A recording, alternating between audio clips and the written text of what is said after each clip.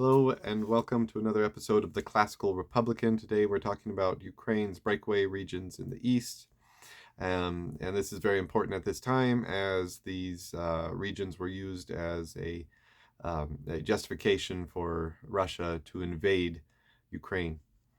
Now, in 2014, these areas rebelled against Ukraine because a new government came to power that was very pro-West, pro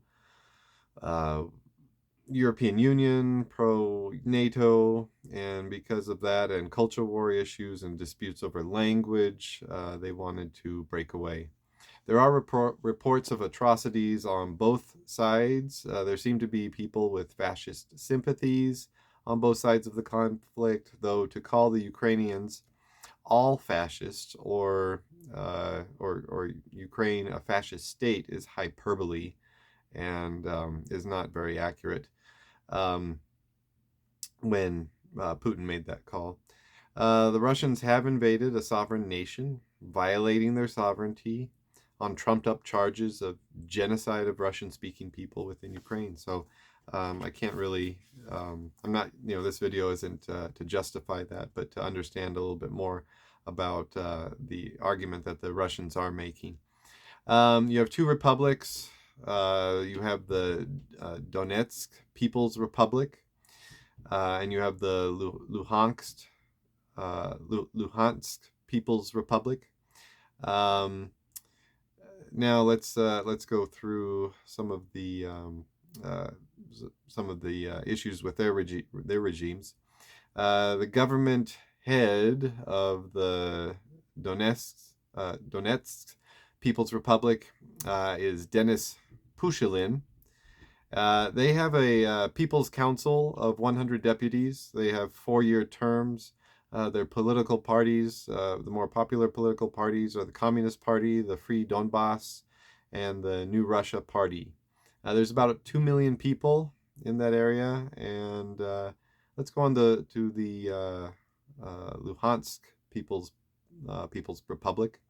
Their head of government is Alexei Karyakin, and they have a People's Council of 50 deputies, and they have 1.5 million people. So, there's a difference of 2 million and 1.5 million, but the